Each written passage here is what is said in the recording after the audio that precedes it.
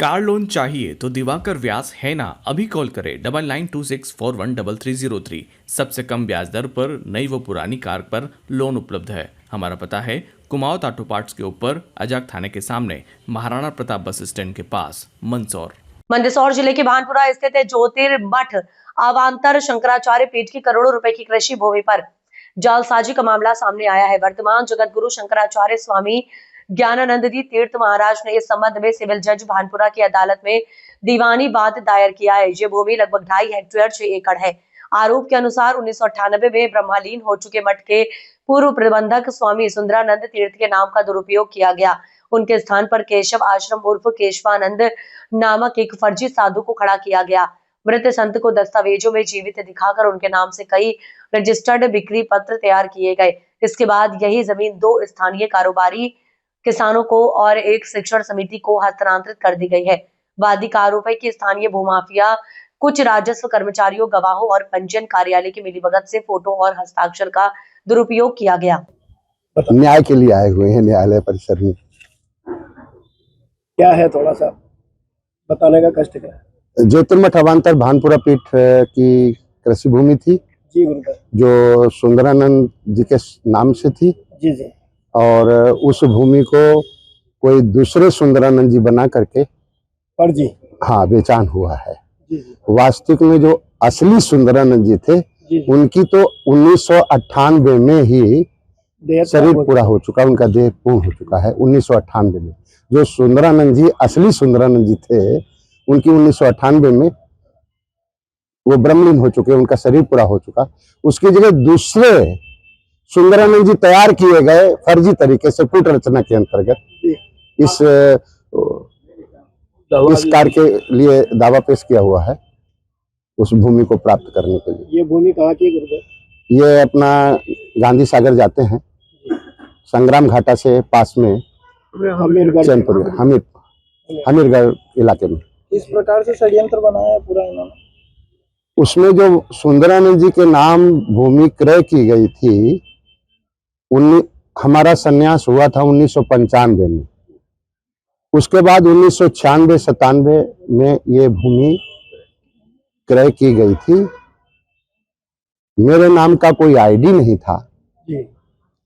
और हमारे पूज्य गुरुदेव जी मठ के पीठासीन थे।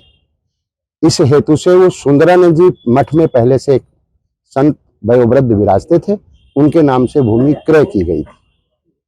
और उसी भूमि को सुंदरानंद जी की मृत्यु के उपरांत दूसरे जो केशव आश्रम जी हैं, समय समय पर आते जाते रहे हैं, तमाम संत आते हैं जाते हैं मठ में, तो उनको कूट रचना से सुंदरानंद जी का वोटर आईडी बनवाया गया और फिर उन्हीं फर्जी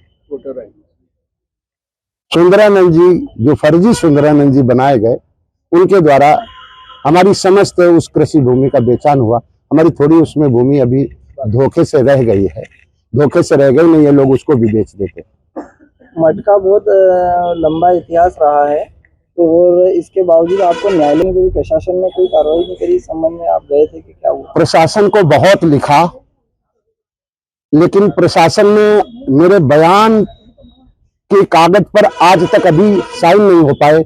हमने जिला पुलिस अधीक्षक को, जिला कलेक्टर मजिस्ट्रेट को, आईजी को, डीआईजी को, पुलिस महानिदेशक को, मुख्यमंत्री जी को भी लिखा।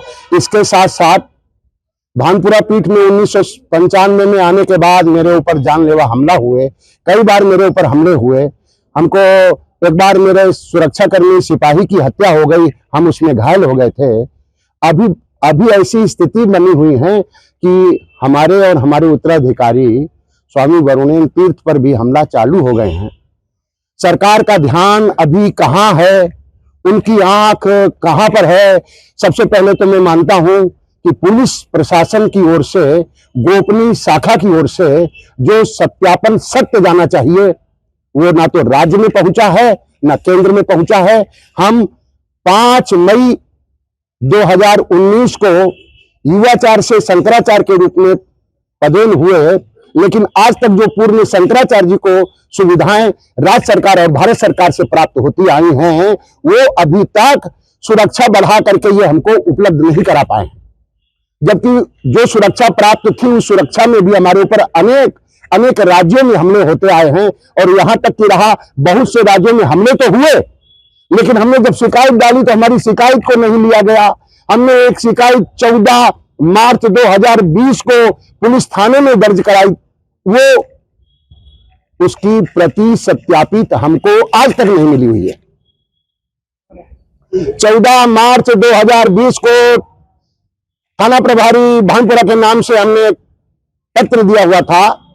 उस पत्र की कार्रवाई तो दूर ही रही, और कितने थाना प्रभारी बदल गए, कितने अपने डीएसपी बदल गए, कितने एसपी बदल गए, कितने कलेक्टर बदल गए, लेकिन उनकी अभी तक नजर नहीं आई। लेकिन अगर हमारे ऊपर किसी प्रकार का, हमारे उत्तराधिकारी स्वामी वर्मेंद्र पर किसी प्रकार की कोई हमला होता है, तो लेकर के 1995 से और आज और आगे भविष्य तक वो सभी पुलिस अधिकारी, जिला अधिकारी और सभी सरकार में बैठे हुए लोग उसके उत्तरदायित्व हुए।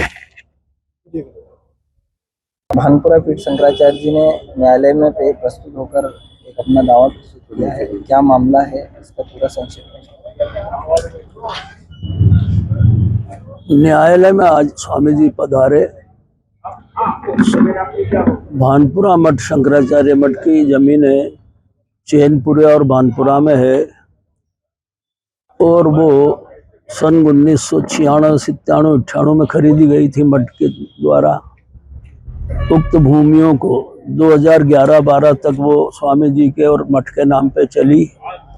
2011-12 के बाद कुछ लोगों ने सुंदरानंद बन के, मृतक सुंदरानंद के स्थान पर सुंदरानंद बनते हुए फर्जी फोटो लगा के, आईडी लगा के और बिक्री पत्र संपादित करवाए। उसके बाद उन बिक्री पत्रों के माध्यम से उसी जमीन को फिर अन्य लोगों को बेच दिया गया। और सबसे बड़ी आश्चर्य की बात यह है कि बिक्री पत्र एक ही दिन एक ही गवाहों के द्वारा बेचान खरीद किया गया, जो अपने आप में संदेह प्रकट करता है।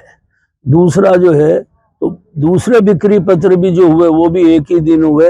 एक दिन एक बिक्री पत्र थोड़ा बाद में हुआ, 1 महीने 1.5 महीने बाद, बाकी 2 बिक्री पत्र एक ही दिन हुए, और वो के वही बेचने वाले और वो के वही खरीदने वाले। तो कुल मिला के जो है तो एक षड्यंत्र पूर्वक महाराज की जो मठ की जमीन है उसको हड़पा गया है भूमाफियाओं द्वारा। करीब 2 हेक्टेयर के करीब ऊपर है। 2 हेक्टेयर। कौन कौन लोग हैं इसमें शामिल? इसमें महाराज जी की तरफ से जो दावा पेश है उसमें